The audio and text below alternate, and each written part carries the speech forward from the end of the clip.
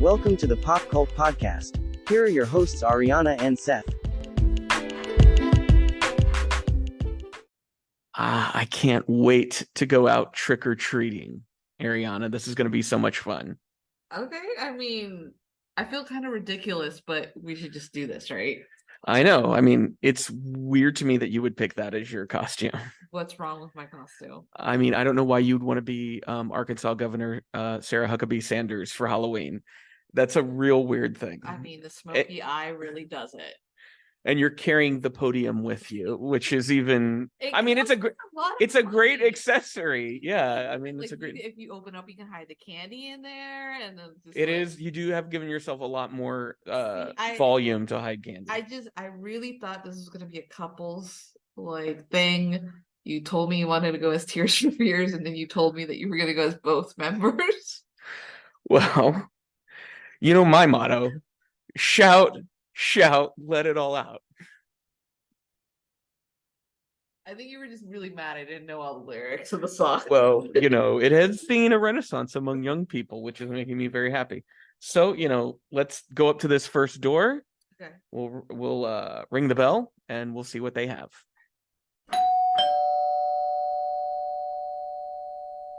Trick or treat. Why didn't you say trick or treat?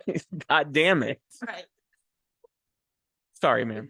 Yeah. Okay. Thank you. Thank you. Okay, ooh, Roseanne.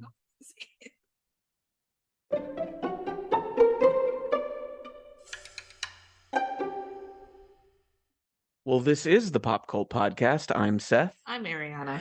And we're recording this after we've come in from a night of trick-or-treating, given all sorts of television sitcom Halloween specials by our neighbors. And we're going to go through our bag of treats and talk about what we got. So the first thing we were given was Roseanne Season 2, Episode 7, titled Boo. This episode originally aired on Halloween night of 1989. The Connors turn their house into a Halloween tunnel of terror. Roseanne and Dan compete to be the master of horror by out-pranking each other. Roseanne finally wins after fooling Dan into believing their parents are coming for a 3-week visit. Becky, upset at not being invited to a classmate's Halloween party, eventually joins the family fun dressed as a dismembered flight attendant. So before we get into this specific episode, what is your history with the sitcom Roseanne? I've seen a few episodes, particularly with you. Did we do a best of? No, we've never done. I think we just did a few episodes. It was a show that for some reason, the moment it got on, my older brother would change the channel immediately. Okay. So he's fat phobic. That's totally. That makes sense. Why he hates me. Wow. God damn. No. But it's I think it's one of the few shows that really depicts the working class at a certain part that I can tell from the show until it just got off the rails and apparently she wins the lotto and all that stuff. But I'm okay with Roseanne. I'm not a huge fan. I'm not okay with Roseanne now. No, not her as a person. I mean the show. The show, yeah. And I agree with you. I think the premise of the show felt like something that was needed and something that we don't really have. I know that they are still doing the Connors, but everything I've seen of the Connors does not feel like an authentic depiction of the way people are living. It feels very sitcom-y from what I can tell. I know they've talked about opioids and stuff like that, but it just that was in the early part of the revival. Soft hand. Yeah. I do think that I love the stakes of this episode because they were so low. Yeah. And it felt very much like as close to a real family as you're going to get in a TV sitcom. Yeah. There were still elements that felt like Becky making the costume that she does as quickly as she makes it. That feels a little TV magic. Yeah. But the way the family interacts with each other is just pitch perfect. Did you have any moments from this episode that like you vividly remember, like they stick out for you? I just remember particularly just how I tend to forget how good John Goodman is in everything that he does. Yeah. I don't think I've ever seen him phone in a performance ever. And so he is so charming as Dan, where you're kind of like, of course somebody would fall in love with him and have like 3 children with this man. And like, it's also just nothing really like stands out in particular. I think it's like him pranking Roseanne and like the smugness that he has about it is really great. He feels like a dad who's messing with his like wife and kids. Yes. Like, and the kind of jokes, they don't have like a meanness to them. No. It's more just because of the season, they're allowed to go over the top with the way they prank each other. What do you think of Roseanne as an actress? She's weak compared to every. I feel like they surrounded her with such good people.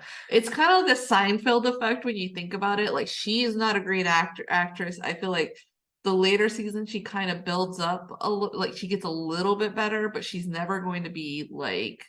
She's never John Goodman Lover or Laurie Metcalf as Jackie. No, she's just so like it just seems effortless. Yeah, it's. That was the first time I'd ever seen Laurie Metcalf. Like I'd seen John Goodman before when I watched Roseanne in Raising Arizona. Yeah. So I was already kind of familiar with him, but like this was my first encounter with Laurie Metcalf, and it wouldn't be until years later that I really ever saw her in anything else. Yeah, like I remember she was on Scream 2 when I was growing up. Yeah. Scream 2. And then I think it wasn't until I saw her in Lady Bird that I really understood, like, oh, she's an actual actress. Well, I think like, she can act. She and Goodman both, I think, have a strong theater background, like stage work. And you can see that because ultimately a sitcom is a mini play, like a 3-camera sitcom. Yeah. And so part of that is you have to play it a little over the top. Yeah, louder than you would if it was a film where you're doing like lots of close-ups and you can do like whispering and all that. And I think Goodman and Metcalf know how to balance that scale of playing into the sitcom tropes and those behaviors, but still making their characters like nuanced and interesting and feeling authentic. Yeah, I liked when she was like doing the candied apples and she's talking to her niece and nephew. Particularly her niece, and she starts detailing all the like stuff that they would do as kids that like then Roseanne's like, yeah, the cop telling you all the stuff that and like she's like giving them detail where the kids are like, okay, how did it like okay like what did you think of the kid actors? I feel like I don't know the name of the kid. I feel like the middle Darlene is the strongest actor. Well, I mean, she's kind of the lead of the Connors essentially, and it makes sense. And it's just like she's the strongest one because she feels like she's just playing herself as this kid. And that's what it seemed like from interviews, like that was her closest to her personality. So it felt authentic. Well, I do feel like Michael Fishman really is playing DJ because DJ is Michael Fishman. I don't think there's a line. He's so young. Yeah. That I don't think there's much acting going on there. No, and I think Lacey Goranson, who plays Becky. She isn't terrible. I like very kid actor. Yeah, I do like the fact that I like the storyline of her being so like involved in this idea that she's going to go to a party only to realize she has not been invited and the heartbreak of it and her just being like, oh well, those kids are stupid kind of thing, and her mom just like at the end just reminding her like, we're doing something here, you can have fun with us, because it's sort of like she is wanting to grow up and be better than her parents, but not realizing that like, hey, your parents' lives aren't that awful. Like they're a very loving couple. They just struggle economically. Well, and the irony of that is she marries it's like a horrible boyfriend that eventually shows up in the show. Doesn't he die from addiction? Well, no, in real life, Mark, that was his name. Yeah. That actor did die from a heroin overdose, which was really sad. But she ends up marrying this guy and kind of repeating a lot of the mistakes of her parents in the later episodes. Yeah. And then, of course, the famous thing that she gets replaced by Sarah Chalk Yeah. who would go on to be on Scrubs eventually. What did you think of the Halloweenness of this episode? I thought it was very fitting. I thought it was this interesting time of like, I did not grow up in households that did haunted houses, like that you would tour through them. Mhm. I would see them from afar, but I think because it was kind of obvious that we were trick-or-treating in other people's neighborhoods, we did not want to cross certain barriers. Full disclosure, I have never trick-or-treated in my entire life. Oh. My parents were crazy fundamentalist Christians. So at most, when we lived in a neighborhood where people trick-or-treated, we handed out dum-dum pops with religious tracts taped to them. Yes. Yes. And it was I forget the name of the company, but it was like the bad ones, the ones that people make, the Chick tracts. That's what they're called. Because the guy's last name was Chick. So it was like those little shitty comics whose messages, if you read them now as an adult, are so like morally muddled and confusing. And yeah. So I never got to experience any of the like traditional Halloween stuff. Yeah, the funny thing is, like, when I was growing up, my mom would make us our costumes. So they weren't like super fancy.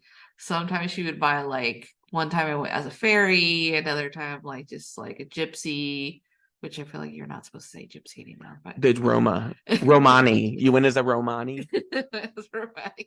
And like it was always like stuff around the house.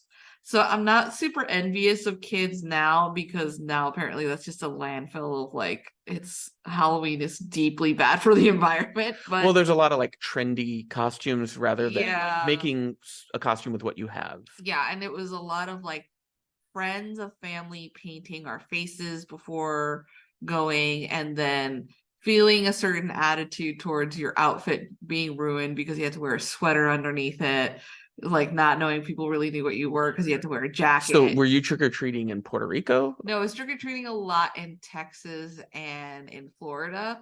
Once we hit Puerto Rico, which was Is like trick-or-treating a thing in Puerto Rico? it is, but then I was with a very Catholic grandmother that did not allow it. And my mom Was was she like Halloween is of the devil oh bullshit? yeah. Like Okay, it was just like this weird, like that was a culture shift of being like, so we're not going trick or treating. What the fuck is this?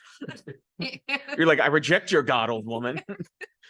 But yeah, we would go to the bougie neighborhoods because we lived in the projects, and so that way we get just the good candy. And so sometimes we'd go with friends that either lived in that neighborhood or my mom would just like scout out the neighborhood. That's what you got to do. I was like, hey, my mom did what she had to do. I mean, later on, I feel like you did have fun with trick or treating because you got dressed up and stuff for school stuff. Well, that wasn't really trick-or-treating. That was just like teacher dress up. But I would let students know my home address. And so every once in a while, remember, we'd have somebody come. I'd usually get one or two. Yeah. But then when they showed up, they were ready to trick-or-treat.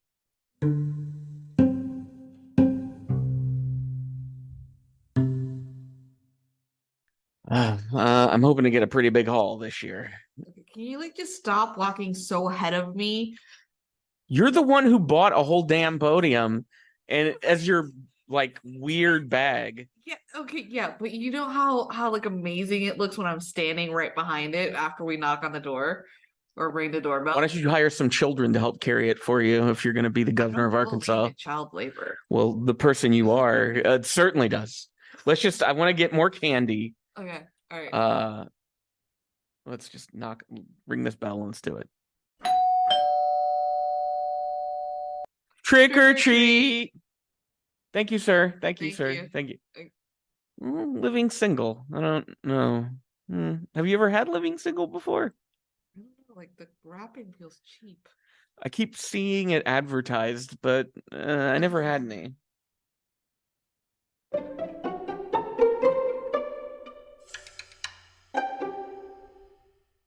So the next thing we got while we were trick-or-treating was an episode of Living Single, in particular, season 2, episode 8, Trick or Trust.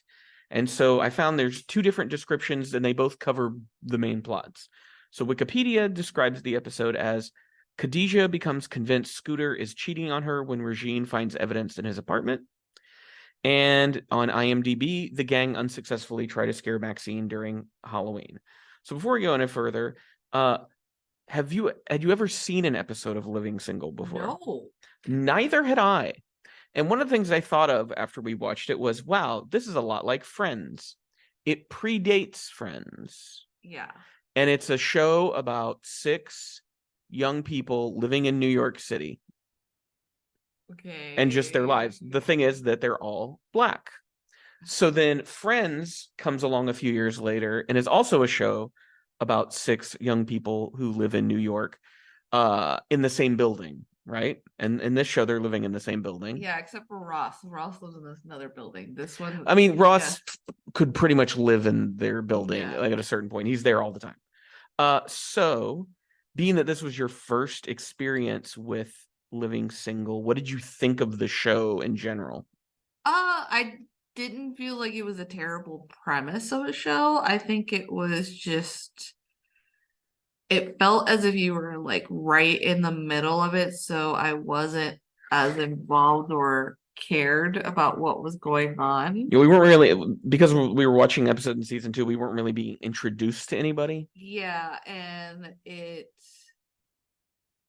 so I liked, for example, the friend who accidentally convinces Queen Latifah's character that her boyfriend is cheating. So that's Regine, played by Kim Fields, Yes, who Facts of Life, Tootie. I recognized her. She was amusing because she was like, "Oh, it's this it's this perfume that she's been wearing.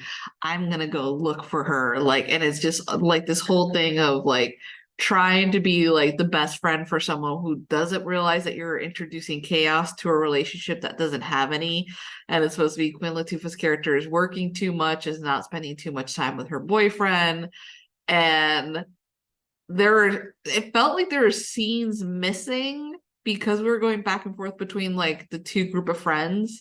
Because Queen Latifah, like at some point, she's dancing. Her name is Khadijah. Yeah, Khadijah. So the way it was said, it was Khadijah and Regine go to a party. Yeah. With Khadijah's boyfriend Scooter, who I don't know if this was, I don't know if he was I guess he was recurring in the show. And then the rest of them, which is Sinclair and Max, who are the 2 women, and then Kyle, who seems to be a verbal sparring partner with Max, and then Overton, who is Sinclair's boyfriend. Yeah. And I think, is he like a handyman or that's something? what my thought was. Yeah. And so those 4 were back at the apartment for the whole thing, doing like trick-or-treating stuff. So you were saying, which of the 2 plot lines did you feel like worked best? Probably the stuff with Queen Latifah worked a little bit better. I think this, even though like there was a certain charm about like the other group of people, like the one that was a couple like Overton and I don't know what her name is. Sinclair. They had a charm about them. But then like their friend Maxine was like just supposed to be stoic, right? Well, no, she was just supposed to be like just contrary all the time. Yeah, and it was to the point where it just felt like a one-note character who was just mad all the time, rather than somebody who had like, oh, they reacted in different ways to different situations. Yeah, it felt as if like this was something that highly influenced all those sitcoms in Nickelodeon.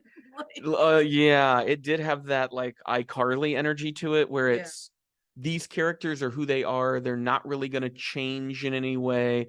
They're very much types. Yes. So like the verbal sparring between Max and Kyle immediately felt very old. Yeah. As soon as it started, I was like, oh, I feel like I've seen this on a million other shows. Yeah. Because I know when we watched The Bear, one of the things I really liked about that show is you anticipate that they're going to set up some relationship dynamics like that, and they just resolve it right away. Yeah. And that feels more realistic.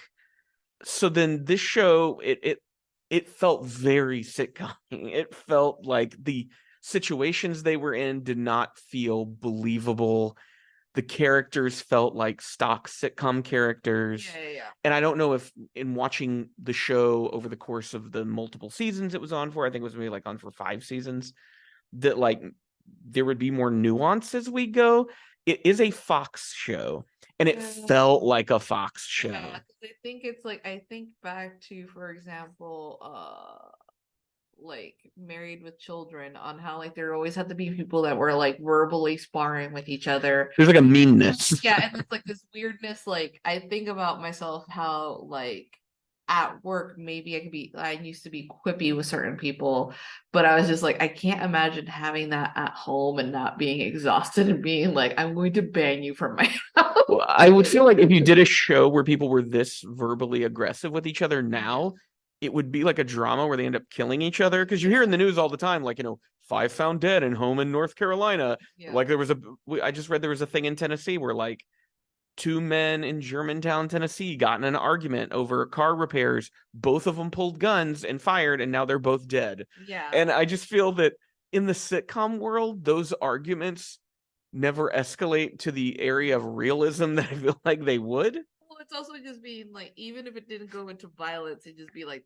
they don't talk to each other, they avoid each other. Yeah, like I would not want to hang out with someone where I'm always like trading barbs. Instead, it's supposed to be like, well, they're secretly in love with each other and they're gonna have sex eventually. For some reason, that was the vibe I got between Max and Kyle. Was there? This is gonna be something where like in season 3 or something they hook up.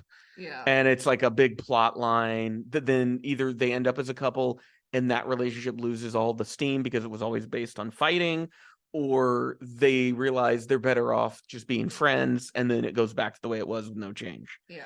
One of the things I did find interesting was the Sinclair character, how her boyfriend Overton, who I am assuming probably didn't start as her boyfriend at the beginning of the show because we're in season 2 when we watched this episode, that she is very much kind of a granola hippie-ish person. Yes. And he is completely non-judgmental about that and actually very accepting of it. That's why I like them. They were like, to me, I'm like, oh, this is a cute couple that I'm sure like if I was watching this when I was younger, I would have been like, this is my ideal couple. Because they were just like, oh, they wanted to dress up as opposite things and like Halloween. Instead, they just mix up their outfits so they could be a couple's outfits. And like her whole thing was being sad that no kids came to trick or treat. And he's like, oh no, I understand, except he wears a mask that's too scary and scares him off. And he's apologetic towards her about like ruining what was supposed to be like a happy trick or treat like time for her. Well, I know she was like an original cast member on like I think the first season of in Living Color. Yeah. And she feels the most, I mean, I guess her and then Kim Fields felt the most comfortable because they both had a lot of experience on TV. Yeah, so they felt more natural. The actress who played Maxine, Erica Alexander, I think she had been on The Cosby Show as like one of the daughter's friends or something, but I don't really remember much of her. And I don't really remember seeing much of her after this. I feel like I've seen Kim Coles and stuff after, and I've definitely seen Kim Fields just because she's so like in the pop culture as Tootie from Facts of Life. Yeah. Like on VH1, I love the 80s and I love the 90s stuff and all that, I think. Would you be interested in watching more episodes of Living Single? Maybe, but it's not something that's like it's pulling towards me. I'm like, it'd be something if it'd be like, oh, I could maybe watch the best of, but I don't know if I'd watch 5 seasons. Yeah, I agree. It felt like, once again, it felt very sitcom-y, but there's a few other shows on our list that also did the same thing and worse, I think. Yeah. But we'll get to those in a bit.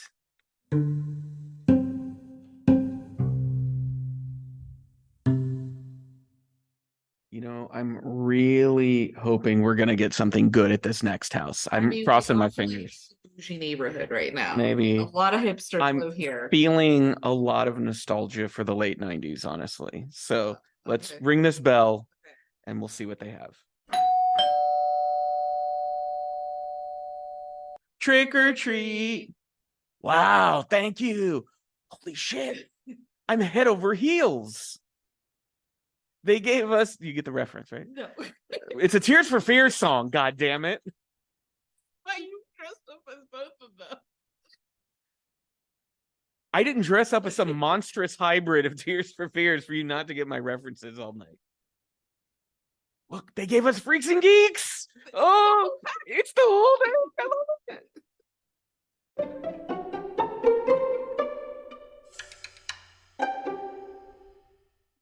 So, the next thing we got, I was very excited to see this in my, what do you call it? A trick or treat bag? Yeah. Does it have a name? other than that, I don't know. Was Freaks and Geeks season 1, episode 3, Tricks and Treats. It's aptly named. This aired the night before Halloween on October 30th of 1999. In the show, Halloween approaches and Sam Weir persuades his friends to go trick-or-treating with him. The neighborhood reacts awkwardly to the trick-or-treaters' outfits, and things only become worse when Alan picks a fight with the geeks. Sam's sister Lindsay agrees to stay home and hand out candy with her mom on Halloween night. However, when she gets an invite to go cruise around town with Nick, Daniel, Ken, and Kim, she ditches her mom to hang out with them. Lindsay enjoys her first taste of vandalism with the Freak Gang until she accidentally takes things too far, pelting Sam with eggs as he walks home. And this was the last episode of Freaks and Geeks to air in the 90s, even though it was the end of October. The next episode wouldn't air into, the next episode, they aired out of sequence. That was what was weird. So episode 5 didn't air until September of 2000. I don't know how that worked. Yeah, so episode 4 got skipped, and that moved to episode 5, but we'll focus on this one. What do you think of Freaks and Geeks in general as a show? You've watched the entire series. It's only one season. Yeah. And what do you just think of Freaks and Geeks as a program? I think it pretty much wraps up how a certain feel for certain people about growing up. Like, for example, with the Geeks, it was supposed to be that they needed to read a book that was a little harder. They had to read Crime and Punishment. Yes. Yeah. And it's basically a response from the teacher seeing what like book titles they were offering to read in exchange, and her just being appalled. Well, she thought they were making very immature choices. Yes. And how is it Sam? Yeah. Sam kind of like rejects the idea of becoming older, despite the fact that he scoffed the whole idea about trick-or-treating and his mother being heartbroken that he wasn't trick-or-treating, to take it all back because another adult told him he had to grow up. So it's like this resistance of sorts. They did a lot of focus on his other friend. I forgot what the name of him, like the one that dressed up as the Bionic Woman. Bill, played by Martin Starr, who is one of my favorite actors on the show. Yeah. You also think about like when you watch him in other stuff, how good he was playing this character, or being also directed to play this character. And I think he was around like 16 years old when he was cast on the show. Yeah. I think he was like the same age as Seth Rogen. And it's so well done. There's also like the way that like he dresses up as a Bionic Woman and wants to be taken seriously because of his outfit, but there's also this idea of like maybe of like what currently would be like more transphobia, or just like them being like, why are you dressed up as a woman? Well, it was interesting because I didn't feel like there was the level of transphobia I was bracing myself for. Yeah. They just thought it was like, because like the Bionic Woman, even the $6 Million Man, these were shows that even as a kid when they were in reruns, I didn't really find them that interesting. They seemed kind of boring. They were procedurals in the same vein as like the Incredible Hulk or something, where it was just, the superhero character is going to deal with this really mundane situation. And so it always was the scope and the scale that you wanted out of someone with these abilities was never delivered by the budget of the shows. No, and it also has to do with the fact that he just thought this was a cool costume. Yeah. And well, it was showed like a very progressive idea of he thinks the Bionic Woman is cool, and that's why he's dressing up as the Bionic Woman. And instead of going with something that would make him look cool or like more manly, he's opting to go with this like female protagonist that he finds very intriguing. But it's also the disdain from the neighborhood about being like, you are teenagers coming to my door without any other kids around you, and it feels like you're just taking advantage of the holiday. And I felt that was one of the strongest aspects of the show, was that he wasn't he was ridiculed along with the rest of his friends, and he wasn't ridiculed for dressing up as a woman, but it was like, you're a high schooler, why are you trick-or-treating? What did you think of Linda Cardellini? Because I always felt, especially going back and revisiting the show, she is the main character of the show. Like, it is her show. I mean, she's always great. I think it's also like this interesting thing of going back to watch it now that we're closer to the age of the parents, Mm-hmm. and you're almost wanting to tell her like your friends aren't that cool to begin with. I forgot. Oh yeah, the push for her to not to decide to go with them, like to go like do Just cruise whatever, around, yeah. is because one of her friends has a boyfriend, a friend that she doesn't even acknowledge, and she thinks like she's not cool. Oh, you're Has a talking. boyfriend, and like she catches her making out with him. So she refers to him as her secret love, and didn't want Lindsay to feel bad because she doesn't have a boyfriend. Well, you're talking about Millie, played by Yeah. Sarah Hagan, who is like the dark horse incredible thing about Freaks and Geeks to me. I love Millie on this show because she's so fucking weird, but like so assured of herself. And like, wasn't it supposed to be like this is the only acting thing this actress has ever done? No, she's done other acting stuff. She just hasn't really done anything super like prominent. I think she's done a lot of like indie work. Okay. But because and even then she hasn't done a lot of it. Yeah, because it was apparently like they would just crack up every time she would deliver a line. Well, I remembered I had the show on DVD, and it was one of those that I would watch through with the director commentaries a lot because they do that. They were very funny because it was funny people made the show, so it's fun to listen to them talk. And I remember they loved Sarah Hagan because they just said her line delivery to them. It was always like the funniest possible line delivery of these lines. Yeah. And it was just effortless for her. Like it was just she delivered it in the way she would talk, and it worked. Yeah. And she only has what about like 2 scenes in the episode? Yeah, 2 to 3 scenes. And is like awesome in those scenes. Yeah. Linda Cardellini was 24 years old when the show was made. Yeah.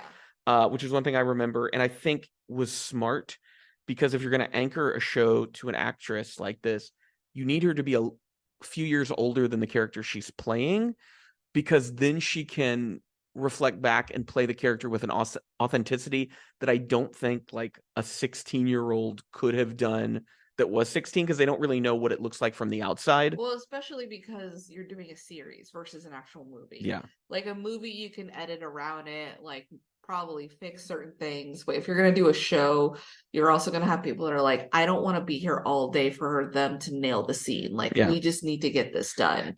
And but like she still feels very authentic in the guilt she feels about ditching her mom. Mm-hmm. It felt real, kind of where you feel bad for the parent.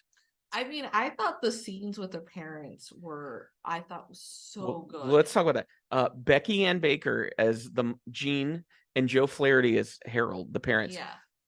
And I think you're right. Now as an adult, they're my favorite part about the show. Yeah, because it's just sort of like, it's this thing that you almost want to tell the parent, you need to let this go, because they're just like, she's lamenting that they're no longer children. She's also lamenting, like, she's heartbroken when her daughter just runs out without telling her that she's going to go hang out with her friends. But it's not just her kids. She bakes homemade cookies and goes to hand those out on Halloween. I think this show was set in like 1980. Yeah. And it's around the time that the whole like scares about razor blades and drugs in the food, and no one will take her cookies, which makes her become even more despondent and like angry about the holiday. And I think it's such a good thing and you don't know if the creators really thought this deeply about it, but for me, I read that as like, oh, there's this understanding that the world is becoming like a darker, meaner place. Yes. As of like coming out of the 70s and into the 80s. And it's Becky Ann Baker's character is starting to realize that, and it hurts. It hurts because she wants to live in a world where you can make homemade cookies and give them out on Halloween because it's a nice thing to do. But like her nice thing is completely rejected, and not in a very nice way, by like the parents. Yeah, and it's also sort of like when you think about the cost, it's more cost effective and for time, her to bake, but it's also the time and the decorating the cookies. But then it's also like how some of the parents like tell her, like, just being like, yeah, it's great that you put in all this effort, but we really talked, like, we were on them about not taking wrapped up stuff. So people are just like ditching stuff on your yard, like not wanting to tell you anything. And that's when she's just like completely is like, what? Like, I think it hurts more that like they didn't tell her versus being told, Like, oh yeah, if you look at your yard, there's like a bunch of ants eating a ton of cookies that have been left there. So the best scene in this episode, Mhm. you know what it is. Which one? They did the mash. They did the monster mash. Becky Ann Baker, like reciting the lyrics from Monster Mash. She's so funny. Like a little bit of a slur. Or like she's like a making speech face. impediment, like Yeah. trying to, yeah. Fun fact, her husband is Dylan Baker, who played Kurt Connors in the Sam Raimi Spider-Man movies, but also played the pedophile father in Todd Solondz's Happiness. So they're husband and wife. And committed to their craft. But I think they're both like, it's two character actors who got married and are like both incredible in every role they play. Yeah, they're great. And I wish she was in more stuff because she is so funny. Yeah, because I know, like, for example, she was in Girl, she played the mom. And which a totally different mom and nails Yeah. it. But yeah, those are like probably the two biggest roles. And then other than that, I think she just kind of popped up in supporting roles in films and TV here and there. But yeah, I think if anybody hasn't seen Freaks and Geeks, it's only a single season of maybe like 20 episodes or less. And it's definitely worth watching. What did you feel about the Halloweenness of this episode? I think it was a good balance. It wasn't in your face. There wasn't this weird thing of trying to put in like a horror story and that for them to see ghosts. It was kids just hanging out with each other. It felt thematically in line with the overall show, which is a Yes. show about young kids that are teenagers moving into adulthood and learning about what it means to become adult and leave behind childish things. And it was like a perfect way of doing a Halloween episode in a show like this. Yeah. So yeah, very good episode.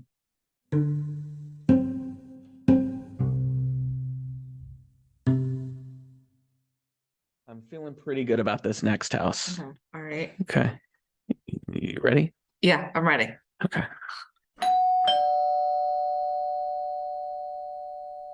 Trick or treat. Oh, thank you. Oh, okay. Uh, What's this? Thank you, ma'am. They gave us Kate and Allie. Oh, I hate Kate and Allie. It's got raisins in it. Maybe we'll just dump it on our lawn.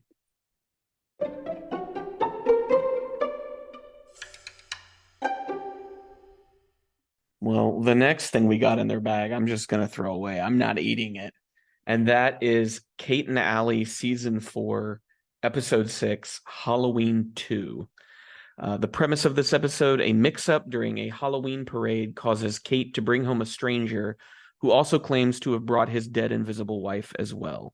Now, had you ever seen an episode of Kate and Allie at all? Not that I recall. Neither can I. I think I probably flipped past it. Whenever it was on TV, it just was never a show that appealed to me in any way. I think it's also just very weird that I just was so unaware of it and it was on for 6 seasons. Yeah. It stars Susan St. James and Jane Curtin as two divorced women, both with children who decide to live together in the same house. And so season 4, there's a, I believe it was Kate, Susan St. James' character, has one daughter, and then Allie, if I'm getting them correct, is Jane Curtin, and she has a daughter who's around the same age, and then a son who's like 12-ish when this season happens. So overall, what did you think of just the premise of the series, not the episode necessarily? Premise of the series is interesting for me. It's like a covert version of having lesbians live together and raise their children together while like everyone thinks that they're straight. Well, though I did read in the second to last season, I think it's Jane Curtin's character gets married and then moves out, but then they realize they jumped the shark. So her husband travels a lot for work. So then Kate moves in to their new apartment. So they just kind of reset things in a new location. That's like if we moved in with your sister. Like after it's weird. So yeah, it's a premise that I'm like, it's so generic that you're kind of like, I don't know. It just depends on the quality of the writing of the episodes, whether this thing works or not. Yeah. Based on this one episode we both watched, Do you think this show deserved 6 years on television? Yeah, it is one of the like worst sitcom-y things I've seen in a long time. It just felt cluttered and all over the place, and it felt cheap. Because it has to do with this whole fact. It's like, which one was it that didn't want to dress up for Halloween? That would be Allie. So Allie doesn't dress up. They're like, oh, we'll just throw a white sheet and make you into a ghost. They decide to go to the parade that's outside, and then Kate's like, oh, I gotta pee, come with me. Grabs the wrong person, brings them into her house. There's this whole thing of confusion. It's kind of like this weird thing. It's like, I don't know if they're flirting or not until the moment that the guy's like, oh no, I really got to go because my wife's going to get really mad at me. It was a very contrived place. Yeah. Like they really spent a big chunk of the episode setting up such a ludicrous thing. It felt like it was all improvised on set, and that No, I feel like improv is better than this. This felt like it was with bad bad writing. It was Yeah. bad writing because it's the guy claims that his dead wife's ghost follows him around and that she's in Kate and Allie's apartment, and then the ghost stays even when he leaves. Yeah. But then we find out that the weird things happening around the house that Kate and Allie think are the ghost are actually their kids pranking them, which is nothing that's ever set up or established as something that could happen. Yeah, at first they're like, oh, it's the kids. And they're like, oh, it's not the kids, because the older kids are saying like they were outside. And then it turns out the older kids were like involved with the younger kids, like trying to scare their moms. And then at some point they're like, well, we're going to scare you guys. And they talk to one of their neighbors, and their neighbor comes out of the closet all spooky like, and they don't recognize her, only for the neighbor to knock on the door and say like, oh guys, I'm so sorry. I couldn't get into their closet on time. I left my keys and blah, blah, blah, blah. And they were like, oh, ghosts are real. It's that, and I feel like I've seen this kind of episode like on TGIF shows and stuff, where it would be, we set up a premise that feels like legit supernatural, only then we subvert it to show that someone's faking it. So then the people who were getting pranked decide to get revenge, so they set up their own prank. But then the big twist, because it's a Halloween episode, is, but that looks like it was a real ghost. And it's never, that premise has never worked for me in any episode of a sitcom. Did that too in Living Single, where like Max gets up and is like, looks transparent. It's like, you scared me to death. Yeah, and you're just like, did this happen? Is this episode in canon? It's not a supernatural show, so why are you doing this? And you're never going to talk about it again. The only show that can get away with that for me is The Simpsons with Treehouse of Horror, because it's structured as, this is out of continuity. Like, these are stories being told. Nothing about this episode of Kate and Allie was like, oh, this is a scary story that, you know, they're telling their kids or something. No, this is supposed to actually be happening. So are we supposed to believe that, like, oh, ghosts are real in the world of Kate and Allie? Ghosts are real. But we'll never bring them up again. Nope. What did you think of the kid actors? Because in a show like this, I feel like the kid actors are carrying a lot of the weight, because you have these two older actresses, and the only people they're bouncing off of most of the time are the child actors. What did you think of them? They were barely there. There were like barely any personality that I could tell of that just be bouncing off of. It was just more like kicking the kids out and telling them don't do anything to hurt anybody. It's just like, they were like some of the most boring child characters Yes. I've ever seen in a show. And it didn't make sense to me at all why they would be so boring. One of them, Frederick Kohler, who plays Chip, is an actor who's continued to be in stuff. I know he was in Oz. He was in the direct-to-video Death Race movies, like all of them. And he's pops up every once in a while. He was on Lost in one season as a recurring character. I think he might have been one of the others. And it just, it felt like they underwrote the kids in an episode that's supposed to be about the kids pranking them. yeah. And that was so confusing to me, because if the episode is about, like, this is an episode you could easily compare to Roseanne. It came out a year before the Roseanne episode, I think. Yeah. And it has a similar basic setup of, there are creepy pranks going on between characters. Roseanne, they feel authentic, and it like sets up to you that this is a thing they do back and forth.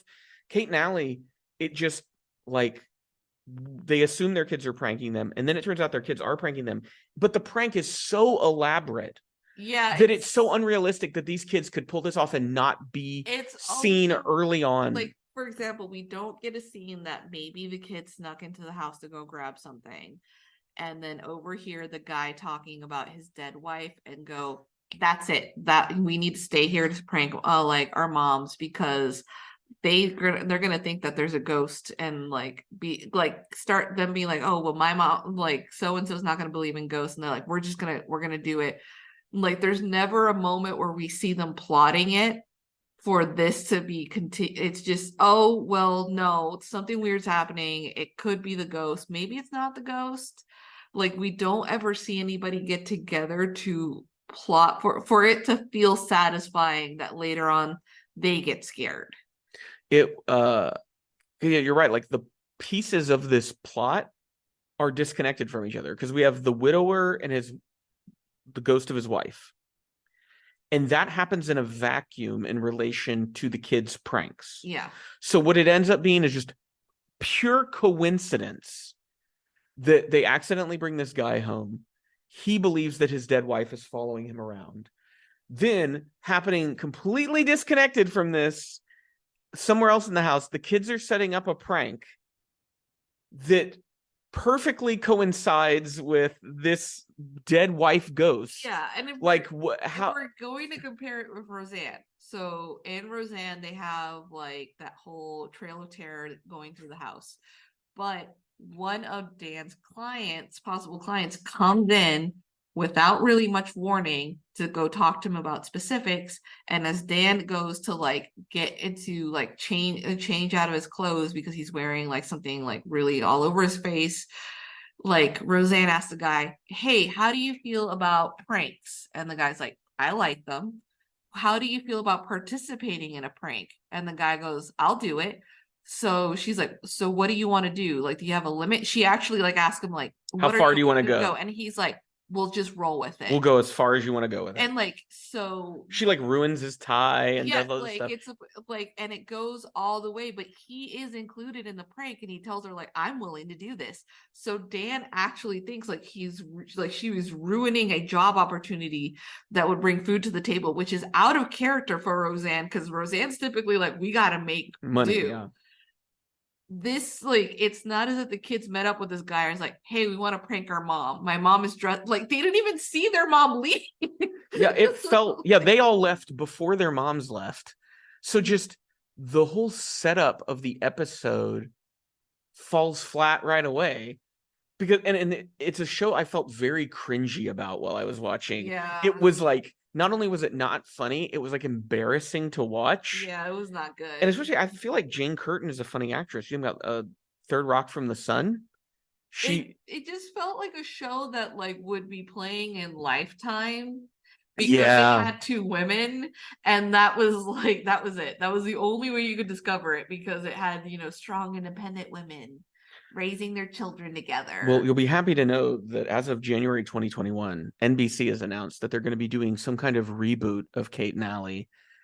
I don't know if they're going to bring back Susan St. James and Jane Curtin, or if it's going to be two new actresses. I mean, it cannot be as bad as what this episode was. It's like, for example, Playing House, that was like on USA, was a show. Lennon, I forgot, like, it's Lennon Parham and Jessica St. Clair. They basically that right. They're Kate and Allie, and they're funny. Yeah, and it's a funny premise. Like, she's helping her friend raise her daughter, and it's, you know, and that would be a better thing to go with actors that like, there's already been shows similar to this that were better. Yeah, and it's sort of, the reboot makes me think that they're going to like sort of like the Frasier reboot, where they're bringing them back, which is not good, because even in the Frasier reboot, they couldn't get any one of the original cast except Frasier. And my question would be, are there enough continued fans of Kate and Allie today that are clamoring to see Susan St. James and Jane Curtin back? I don't know, because what year did this come out? From 84 to 89. It's been a long time, and I've never heard anyone bring this show up in conversation ever in my entire fucking life. Rubbing your hands together, hoping that like boomers and Gen Xers are going to tune in and then force all the younger generation to watch. Would you want to continue watching? No. Okay. Yeah, this is a show where I was like, yeah, I have no interest in watching any further episodes.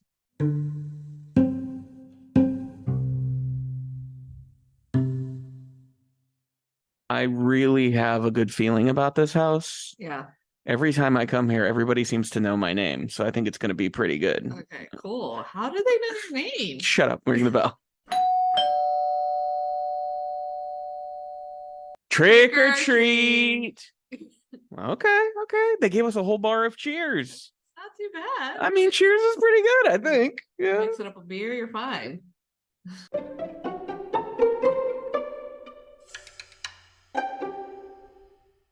Now, this is I think that was a pretty good treat we got in our trick or treat bag here. Yeah. And this is Cheers Season 3, Episode 4, Fairy Tales Can Come True. In this episode, mailman Cliff Clavin, amid criticism of his ways with women, finally manages to meet a girl. Meanwhile, Diane is faced with the prospect of taking Sam on a non-date date to the Boston Pops when Frasier has to bail on her. What is your history with Cheers? Never really watched like a full-on episode, watched bits and pieces of it. I knew it was on. I knew the theme.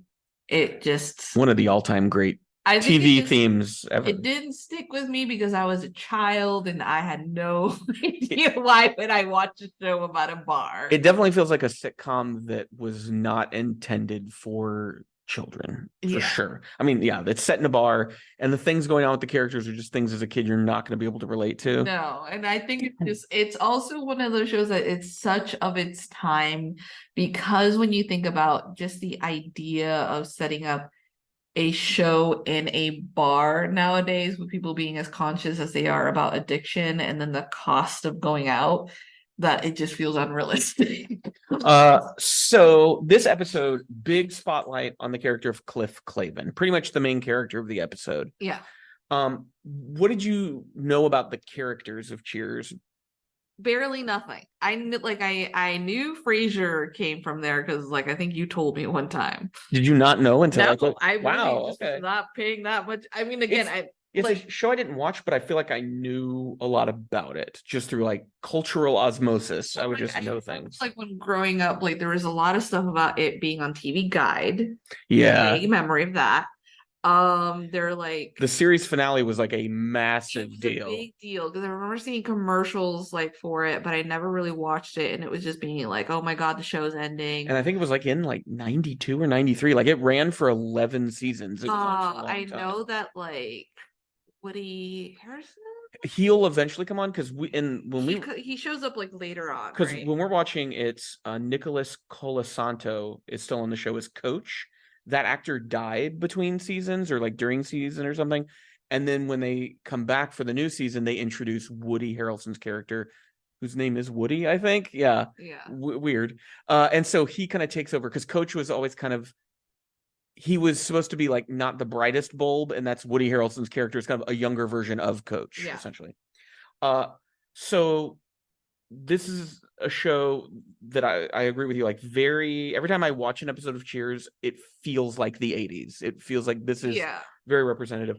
I actually, whenever I was living in Nashville before we got married, and I was just at that old house where I lived with my roommates, I remember at some point I sat down and I just started watching Cheers from the beginning, and I got up to when Woody Harrelson gets introduced. So I think that's season 5 or 6. Wow. And then I just stopped for some reason. And so, but I barely remember anything because I was just kind of tearing through episodes. There's a lot. This is back when they would make 25 episodes a season. So it has to be exhausting for these people to do this show. But let's talk about this episode specifically. You have the two plots. The Sam and Diane plot is just kind of unrelated to Halloween. It's just continuing the will they, won't they. Yeah. She's dating Frasier at this point, who isn't even a regular cast member. He's listed as a recurring guest star. Okay. And I think maybe at the end of this season or the next, that's when Diane and Frasier are about to be married, and then Sam shows up and like confesses how he feels about Diane, and then Frasier like hates Diane after that, but eventually he gets over it because he's a regular cast member on the show. Yeah. So we'll talk more about the Cliff part of the episode because that's the Halloween part. Yeah. Do you feel that Cliff Clavin is written as coded as autistic? Oh, yes. Yeah. Yes. Now, oh my looking at the gosh. show now, he is an autistic man. Yeah, and also he's kind of playing like the perfect job for autistic man. A mailman. A mailman. Which how many times when we looked online when we were kind of like talking about like your autism and people are just like, oh, good jobs for autistic people. There's a routine, there's a route. There's a route. You don't have to talk to a lot of people unless you want to. Yep. It's just you do this series of steps every day and you'll be fine. Yes. And then also he's constantly sharing bits of trivia. Yes. That are like very tangentially tied to whatever it is other people are talking about. So he's imposing his fixations and interests into the conversation. It's like the social awkwardness because it's like he lives with his mother and it's very apparent that he does not date a lot. Yeah, it's supposed to be like there's this whole conversation on the side with I don't know if they're supposed to be regulars, but they are like, we think Cliff is gay, and then Cliff's friend is like, he's not gay, he's just very shy around women, and he's like, also, why would it matter if he was gay? Was that Norm? Yeah, Norm was like got really upset, and a little homophobic. Yes, yeah, it's like this. It was a very much like of its time, being like, he's not gay, but what's wrong with it? And like, yeah, they did, because there's that whole conversation between Coach and Sam about, because Sam played on Coach's team. Yeah, I think it was it the Boston Red Sox? I don't know what it was. Don't know. But like Coach, there was a guy, he was like, oh, everybody thought he was gay on the team, and it was so unfair the way they treated him. And Sam was like, well, he was gay. And then Coach has this realization, but there's never like a negative judgment about the guy being gay. Like, do you think you want to date Cliff? Yeah, and they're like, but Cliff's not gay, Coach. Yeah. So what did you think of John Ratzenberger as Cliff Clavin, being that you don't have a lot of familiar, like, I've seen so many clips of this show and these characters. You don't need to roll your eye. But no, it's when the laugh it up. I'm rolling my eyes because I'm like, I've seen so many clips of these characters that there was nothing surprised me about the way they behaved, because it's just, they're so embedded in the pop culture that like I know who Cliff is. I understood like he was like a charming character. Like I could understand why he became a beloved character and why then later on he was used to sell mortgages or whatever the fuck it was on. John Ratzenberger got to make money. But it was the voice of the piggy bank in Toy Story as well. Oh, okay. Yeah. I did not know that. Yeah. But it's like he's very endearing, and then it was after when watching Cheers, I could see like the huge influence Cheers had on Community. Yeah, because it's not a workplace comedy for all the characters. For some of the characters it is, but for most of them it's not. It's also not a family sitcom. Yeah, it's basically like made family when you think about it. Well, I joked with you while we were watching it. It was like, oh, it's like they wanted to turn The Iceman Cometh into a sitcom, but get rid of all the negative stuff about them being alcoholics.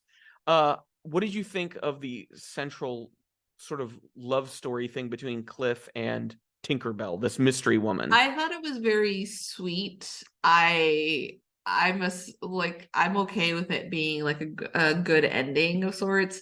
My question was like, was that just it? Like, I have a feeling she probably never appeared again. Yeah, right? I hate when they do that with characters. They'll be like, the quirky character is gonna find someone who's just as quirky as him, and they're gonna fall in love. And like, okay, so you're never gonna see this character again, and it's supposed to be like an important fact of their life, moment of their life. What is funny is that actress Bernadette Burkett did continue to be a part of Cheers. Okay. As the voice of Norm's wife. Okay. Yeah, and that's such a weird choice to like, oh, we want to keep you on the show. So she's never seen, I don't think. I'm guessing only heard over the phone, like when he has to make calls home, or maybe she's off screen or something. Okay. But yeah, it's a weird path for her to go down. But yeah, I don't think it was ever followed up on Which, yeah, that was a thing with sitcoms back then. And that's the difference with Community. When you think of Community and their autistic character, I always forget his name. Danny Pudi played him. Abed. Abed. And Brie Larson's character that they introduced in. And while it ended up not going anywhere, really, she still was a recurring character for that season. Yeah. With this, it was just, they wanted to do, I guess, a sweet love story using the costumes in Halloween. Yeah. What did you think of the Halloweenness of this episode? I thought it was pretty balanced. It was not like, It didn't even go through the whole episode because it's No. Halloween night is like the first half of the episode. Mhm. And the next half of the episode would be like November 1st, I guess. Yeah, where he's waiting to see Yeah. her. So it was a Halloween episode very minimally, Yeah. but I think I like the way it handled Halloween better than something like Kate and Allie handled Halloween. I mean, Kate and Allie's gonna go goddamn trash. Okay, we're not eating that. Does this make you want to watch more episodes of Cheers? Maybe. Are you curious? I'm curious, but not enough to. You don't want to watch all 275? No, thank you. One season at a time. What about that? No. Half a season at a time. What about No. that? Best of. That's it. You would. It's like you're making a negotiation here. I'm like, can you do half the episodes? You're like, I'll do best of, final offer. Maybe I've been wanting to possibly do Cheers as like a best of series on the blog or something.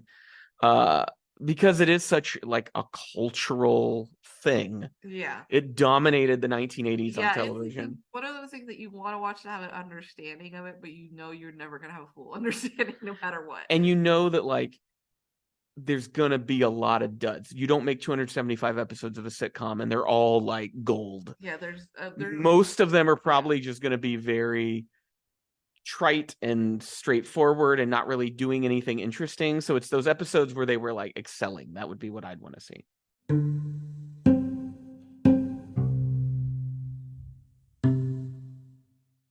I mean, can anybody get some like really good candy in this mad world? Don't look at me like that. Fuck you. Do you get that reference? No. That's a Tears for Fears song. Son of a bitch. Let's ring this fucking bell. Trick or treat. It's our last house. Thanks. They gave us Mork and Mindy. I don't like how it's egg shaped. It confuses me. They taste like circus peanuts. I don't really like it that much.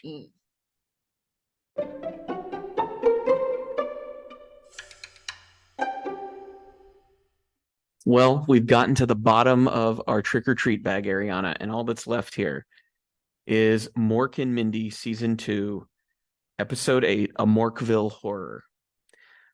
In this episode on Halloween, Mork and Mindy believe the house she grew up in and is selling to Mr. Bickley is haunted by ghosts. After encounter with Exidor, we'll talk about him in a minute, who mistook Mindy's old house for a private getaway, Mork and Mindy encounter the ghosts of the house builder, Deirdre and Lucinda Lafitte. So this is one of those episodes where the horror is taken seriously. And so it's like a real haunting. Before we get into the specifics, what is your experience with Mork and Mindy as a show? So I think this was a Nick and Night show that I watch occasionally. I feel like they would just put it on Nickelodeon like at 5 a.m. sometimes, randomly at times. I'm not really sure. It's some experience with it. Did they end up having a child that's played by a grown man? Mirth, played by Jonathan Winters, because they reveal that the way of Orkin physiology, because he's Mork from Orkins age backwards, so they're like Benjamin Button. So they hatch out of an egg with elderly adult bodies, but the mind of a child, and then regress to feeble old children at the end. I remember hating that as a kid. I remember loving Jonathan Winters as a kid. No, I hated it as a kid. I think it just disturbed me to no end to know that. Or whenever, like, if I ever saw an episode, I was always stuck with those episodes. And I would want to be like, ooh, when is he getting gone? Well, because the whole idea of it was that like Jonathan Winters was somebody that Robin Williams really admired, and they were both early figures associated with improv in the public eye. Yeah. Because like Winters would do improv back in like the 60s on television, Yeah. like live television. And so it was like, oh, the idea of we're going to have them bounce off of each other. But that didn't happen until maybe like the third season. So like there was only 4 seasons of the show. So it was clearly we need to add another element into the show because the ratings are starting to dip. Mhm. But in this episode, there were 2 elements, and I watched a lot of this show when I was a kid. Okay. They reran it on I think it was like one of our just local channels that wasn't even an affiliate. And I remember I would watch Mork and Mindy, like Laverne and Shirley, Happy Days, all those like Gary Marshall shows. So there were 2 characters I completely forgot about. And it's weird to me that I would forget about them. The first was Mr. Bickley, played by Tom Poston, who I remember as George Utley from Newhart, which we watched some episodes of Newhart a few years ago. I really like that show. Yeah. I think it's a very good show. And I love Tom Poston as George in Newhart. I think he's a great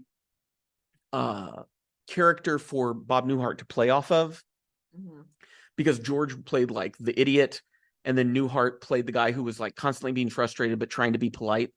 So that's a fun dynamic. Here, Tom Poston, and what we see of him, is playing a very different character, a very unlikable person. Yeah. Who is like a grump and complains, but it doesn't feel funny to me. No, it just feels mean. Yeah, he just felt like a unpleasant person to have around. And it doesn't bounce well with like Mindy, because she's just being so polite and just whatever about it. Well, yeah, Pam Dauber, I found pretty boring. She's not very charismatic. And her chemistry with Robin Williams, I mean, it's okay. It's not bad, but it's not like, oh, I love seeing these 2 bounce off of each other. Yeah, it doesn't really explain why it is that they are a couple. Like, and Yeah. I think it's almost like watching it now just felt like, oh, this man clearly probably has ADHD and is just communicating unmasked. And so, but we need to put him as an alien in order to explain the way he talks and the way that he behaves. Yeah, it did feel like a weird metaphor about a woman in a relationship with an extremely neurodivergent person. Yes. And not like in a great way. No, not in a good way. And I think it's not as if like at any point, because there's like a few moments like she's out with some friends and he's with her.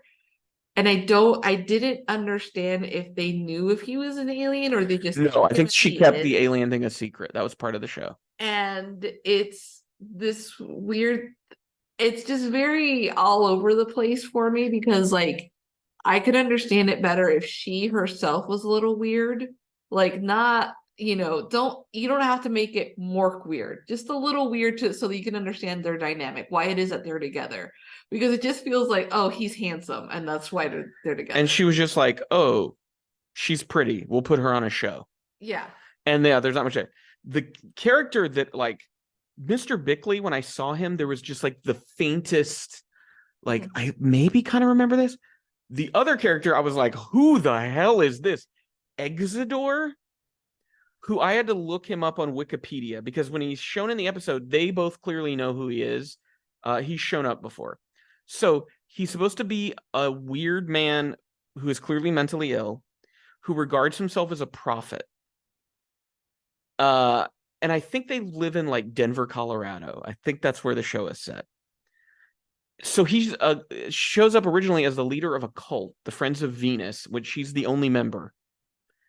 And then he will engage in conversations with imaginary members of his cult who don't exist. And he is shown to have a strong, they say, like in the Wikipedia, it says he's shown to have a strongly caring and compassionate side, which I did not see at all in this episode. No. He was just very abrasive and weird. At one point, he begins to worship O.J. Simpson, which, please do I mean, we couldn't do a Mork and Mindy reboot now. Sadly, Robin Williams has passed. But man, that would be a fun thing to address now. And so he just appears to have just kept showing up over and over and over on this show.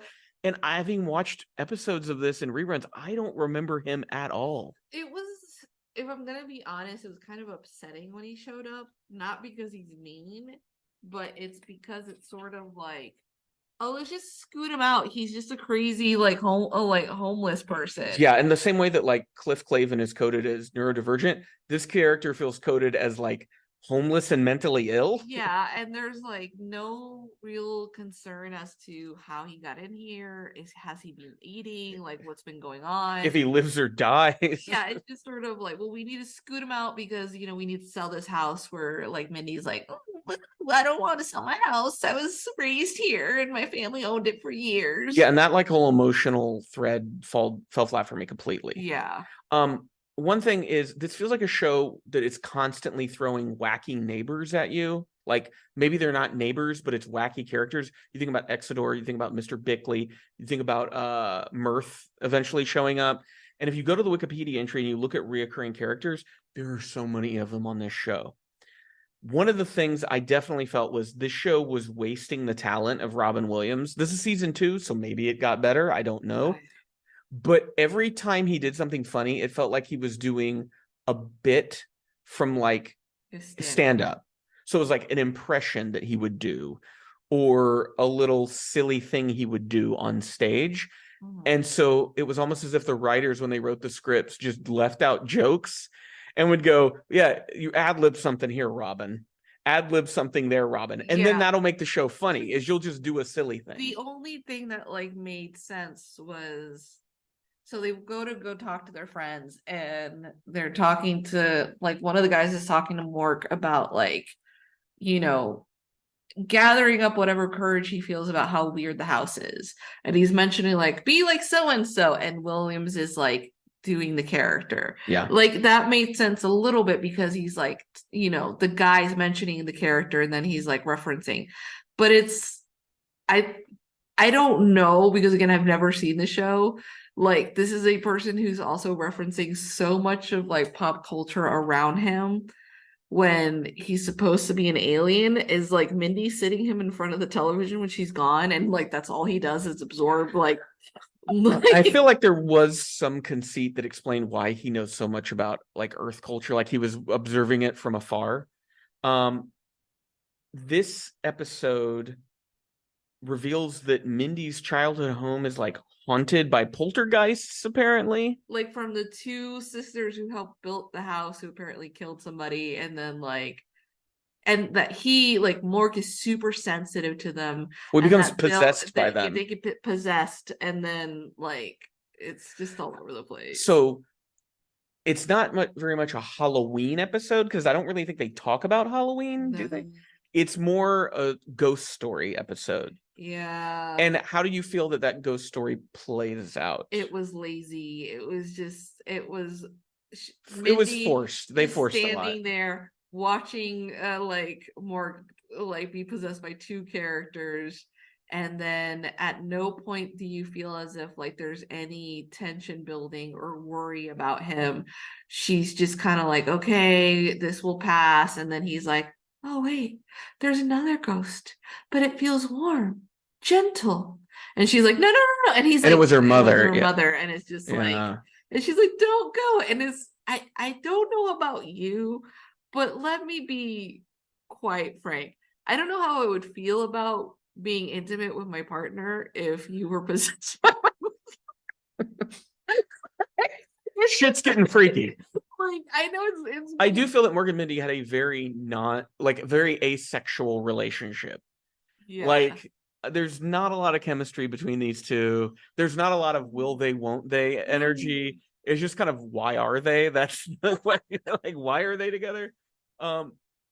This show, to understand like how big this show was and how far it fell, it was the 3rd highest ranked show in its first season. Like on television. Wow. Season 2, it was the 27th highest ranked show. Season 3, the 49th highest ranked show. And when you get to the last season, it ranked 60th overall out of all the television shows that aired that season. I feel like we need that like cartoon sound of something falling off a cliff. Yeah, and while you hear the numbers dwindle down. So here's some interesting things. In the UK, there was a long-running comic strip based on Mork and Mindy. There was an animated Mork and Mindy show that was part of, it was the Mork and Mindy / Laverne and Shirley / Fonz Hour. The Mork and Mindy segments were a prequel with Mindy as a student in high school. I don't know. I guess Mork met her. I don't know how that works. They did a made-for-television movie in 2005, which I have seen, about Mork and Mindy, that has Aaron Hayes, who we just saw in the series finale of Kevin Can Fuck Himself. Oh, yes. And then Daniel Roebuck, who is a frequent Rob Zombie collaborator. Okay, who played As Mork, as Robin Williams. No, I don't think Oh, he played Gary Marshall. Yeah. And Chris Diamantopoulos, who played, he was in Silicon Valley. He was in what was Miss Davis. Miss Davis. He played Moe in the Three Stooges movie. He played Robin Williams in it, yeah. And then apparently there was a Brazilian version called Super Bronco that starred a famous Brazilian comedian, and it only lasted one season, and it was like basically a ripoff of Mork and Mindy. So it's a show, and then you think about shows like Third Rock from the Sun, Alf, clearly influenced by this, but this was also influenced by My Favorite Martian, which was in the 60s. Bill Bixby and I forget his name, played the alien. It was that kind of, I have this friend who's an alien, but I'm gonna pretend there's someone else to me, right? Kind of thing. Did this make you want to watch more Mork and Mindy? No. Yeah, it's funny because my memories of watching it as a kid were like, oh, I love this show. Robin Williams is so funny. But looking at it now, I'm like, oh, I matured as a human being, and this is not funny. I think as a child, I was just attracted to what he was wearing. He does have a cool Mork outfit, like the cool outfit, and it's Robin Williams. So like as a child, I'm a child of our generation, we just like him. But it is a mess. It is horrendous. No, thank you. Well, and it was interesting because we saw a clip on TikTok of Matthew Lawrence, who was in Mrs. Doubtfire, talking about working with Robin, and how when they weren't filming, everybody would kind of let Robin alone. He would just go to his dressing room, but he was a kid, Lawrence, and so he said he went in and Robin was just sitting there with like his face in his hands, just in utter depression. And it makes me wonder, like, this is kind of the beginning of that, right? This is when Robin Williams becomes a star with Mork and Mindy. Yeah. And I'm really interested in knowing, because like he's probably starting to do cocaine at this point because now he's finally getting money. Yeah. Surrounding himself by people who are not helping him make really good decisions. Mm-hmm. And so there is like a sadness to watching the show now. I mean, especially the way his life ended, like not in a great way. Yeah. Well, that's a bummer. Happy Halloween, everybody.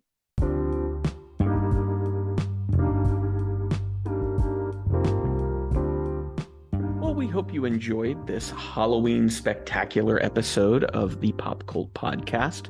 Make sure to check out our show notes for links to things like our Patreon and our website, popcult.blog. Make sure that you subscribe wherever it is you listen to podcasts so that you'll be notified when our new episodes are up. If you visit popcult.blog right now, you'll see we are wrapping up a whole series of horror movie reviews related to Halloween. And in November, we're going to be starting a series on the French director Agnès Varda, someone I've heard a lot about. I had never seen any of her movies. She directed back in the 1960s during the French New Wave. And her first movie, Cleo from 5 to 7, within like 10 minutes, I knew this was going to be one of my favorite movies. And it really is. It is 5-star excellent. So make sure you check out our reviews on her movies. On our next episode of this podcast, we'll be having a pretty good episode, I'm anticipating. We're going to watch and review the comedy Bottoms and follow that up with a review of Martin Scorsese's latest film, Killers of the Flower Moon. Entering November, we kind of enter my favorite period of movies, which always becomes a mad rush to get to the end of the year and watch all the good stuff. So we'll be having some really strong episodes coming up with some really strong films. If you enjoy what we do here on the podcast and over on popcult.blog, we'd ask you to consider supporting us on Patreon. We have different reward levels to suit whatever you're able to give, and even being able to give $3 a month, we appreciate that as well. I want to thank our patrons, Morphine, who donates at the sneak preview level, and Becca and Matt, who both donate at the writer's room level. If you donate at their level or higher, you're going to be able to pick a movie once a month that we will watch and I'll review. You can even include your own thoughts in that review if you want. If you subscribe at any level on our Patreon, you're going to get access to exclusive podcast series. Right now, we just kicked off a series called Screenplay, where Ariana and I are going to be playing through a GM-less co-op tabletop roleplay game where we're building our world and our story from scratch. And the first episode of that is up now on the Patreon, and the second episode will be going up in this coming Saturday. Well, until next time, you keep listening, we'll keep watching.